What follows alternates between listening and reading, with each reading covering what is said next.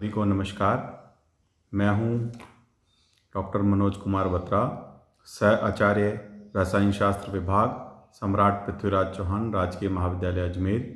हम BSc first year inorganic chemistry के अंदर जो है वो कोवेलेंट बॉन्डिंग जो है उस चैप्टर को पढ़ रहे हैं और उस कोवेलेंट बॉन्डिंग चैप्टर के अंतर्गत जो है आज हम पढ़ने वाले हैं सिग्मा बंध के प्रकार, टाइप्स ऑफ कोवेलेंट बॉन्ड, जिसमें दो प्रकार के बंध हैं, सिग्मा एवं पाई बंध।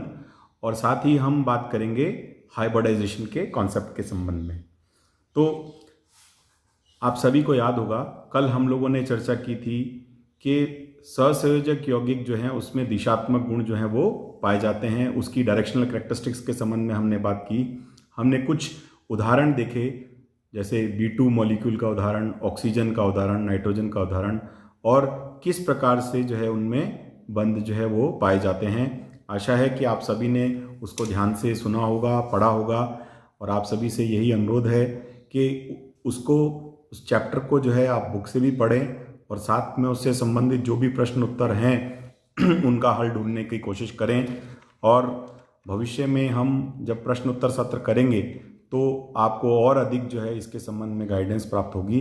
तो आज हम मुख्य रूप से बात करने वाले हैं सिग्मा और पाई बॉन्ड के संदर्भ में। तो सहसंयोजक बंध जो है वो दो प्रकार के होते हैं, सिग्मा बंध और पाई बंध। सिग्मा बंध किस प्रकार से बनते हैं उसके बारे में हम बात करते हैं कि दो परमाणुवीय कक्षकों में जब समाक्ष या कोएक्सियल, जिसको अपन कहते हैं ओवरलैपिंग, अतिव्यापन होता है तो उसके द्वारा जो है वो सिग्मा बंध बनते हैं। उदाहरण स्वरूप SS, SP, PP समाक्ष अतिव्यापन। अब हम जानते हैं कि जो S कक्षक होते हैं वो क्या होते हैं, स्फेरिकल होते हैं, तो इसलिए उसमें कोई दिशा का जो है वो जो कॉन्सेप्ट ऑफ डायरेक्शन है वो नहीं होता। तो X कक्षक जो होते हैं, कक्षकों के दिशाहीन होने से अतिव्यापन जो होता है वो बहुत कम होता है। अतः SS अतिव्यापन से बना बंध जो है वो तुलनात्मक रूप से कमजोर होता है। S कक्षक की अपेक्षा जो P कक्षक है वो अधिक दिशात्मक होता है, जिससे कि SP अतिव्यापन से बना बंध जो है वो अपेक्षाकृत अधिक मजबूत होता है। PP अतिव्यापन से बने सिग्मा बंध की दिशा वही होगी जो कि P कक्षक की होती है। तो हम देख सकते हैं कि SS के अतिव्यापन से बना हुआ जो सिग्मा बंध है वो अधिक मजबूत नहीं होगा, जबकि S और P के अतिव्यापन से बना सिग्मा बंध जो है वो मजबूत होगा, और PP के अतिव्यापन से बना हुआ सिग्मा बंध जो है वो सबसे मजबूत होता है। इसको हम यहाँ पर इस डायग्राम के अंदर देख सकते हैं। जो परास है अतिव्यापन का, यानी कि जिसको अपन कहते हैं एक्सटेंट ऑफ ओवरलैपिंग, जो है वो PP ऑर्बिटल की ओवरलैपिंग जो होती है वो अधिकतम होती है। इसके साथ ही इसमें महत्वपूर्ण बात ध्यान रखने की यह है कि PP अतिव्यापन से बने सिग्मा बंध की दिशा जो है वो वही होती है जो P कक्षक की दिशा होती है। जो P कक्षक की जिस डायरेक्शन में ओरिएंट होता है उसी दिशा में जो है उसकी मतलब कक्षक की दिशा होती है, उसकी बंध की दिशा होती है, माफ कीजिएगा। अब हम बात करते हैं पाई बंध के संदर्भ में।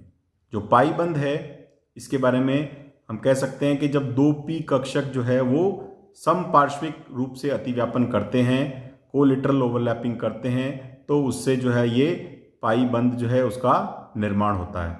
आप जानते हैं कि कोलिटरल ओवरलैपिंग में जो ओवरलैपिंग होती है वो जो एक्सिस है उसके ऊपर और नीचे की दिशा में होती है, और उसका जो परास होता है वो काफी कम होता है। इसलिए जो है ये इस प्रकार की जो ओवरलैपिंग होती है वो कोएक्सियल ओवरलैपिंग से, यानी समाक्ष अतिव्यापन से जो है, जिसकी हमने बात की अभी, समाक्ष अतिव्यापन से कम होती है। तो दो P कक्षकों के समपार्श्विक अतिव्यापन से पाई बंध बनता है।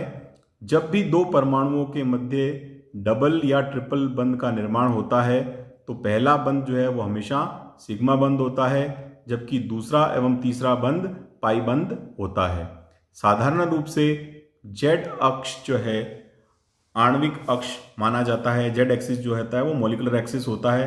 अतः PZ समाक्ष अतिव्यापन द्वारा सिग्मा बंध बनाते हैं, जबकि PX एवं PY एक्सिस पे जो ऑर्बिटल्स हैं उनके समपार्श्विक अतिव्यापन से पाई बंध का निर्माण हो सकता है, जिसे अपन यहाँ पर नीचे इस चित्र में भी देख सकते हैं कि px के अतिव्यापन से और py के अतिव्यापन से जो है वो पाई बंध का निर्माण होता है।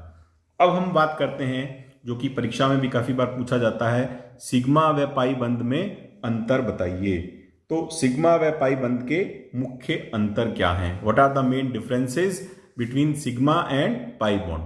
तो सिग्मा बॉन्ड जो है, इसके अंदर हम कह सकते हैं कि जब परमाणुवीय कक्षक एटॉमिक ऑर्बिटल्स आणविक अक्ष के सापेक्ष शीर्ष से शीर्ष यानी हेड टू हेड दिशा में अतिव्यापन करता है, तो इस प्रकार के अतिव्यापन को हम समाक्ष अतिव्यापन कहते हैं और उससे जो है वो सिग्मा बंध का निर्माण होता है। जबकि पाई बंध में क्या होता है, जब p परमाणुवीय कक्षक आणविक अक्ष के लंबवत समपार्श्विक अतिव्यापन करते हैं, तो इस समपार्श्विक अतिव्यापन से पाई बंध का निर्माण होता है। इसके बारे में हम पूर्व में बात कर चुके हैं कि इस तरफ कोएक्सियल ओवरलैपिंग है और पाई बॉन्ड की साइड में कोलिटरल ओवरलैपिंग है, जो कि ओवरलैपिंग जो है वो जो आणविक कक्ष होता है उसके लंबवत दिशा में होती है।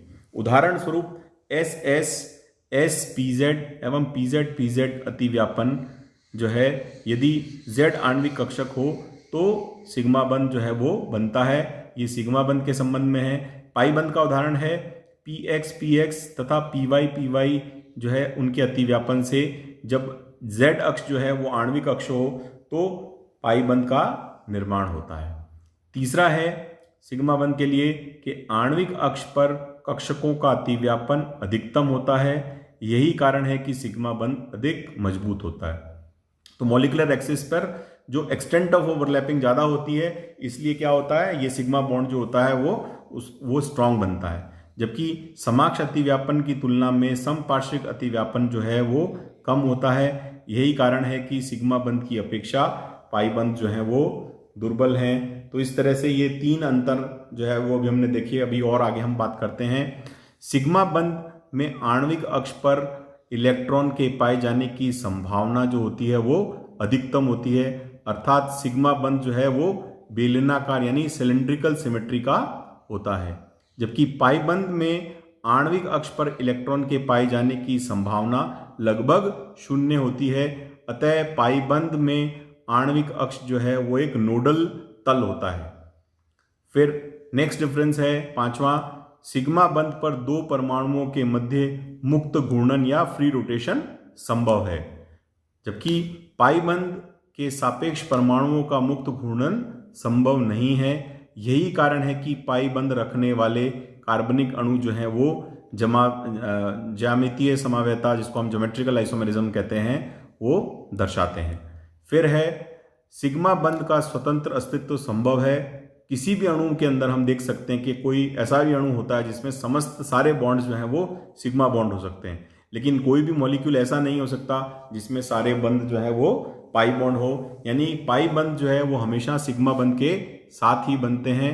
अतः पाई बंध के लिए अणु में कम से कम एक सिग्मा बंध का होना आवश्यक है। तो हम कह सकते हैं कि पाई बंध जो है उनका स्वतंत्र अस्तित्व जो है वो संभव नहीं होता। तो इस तरह से हमने ये दो प्रकार के जो है बंध हैं, सहसंयोजक बंध के संबंध में बात की। एक कहलाते हैं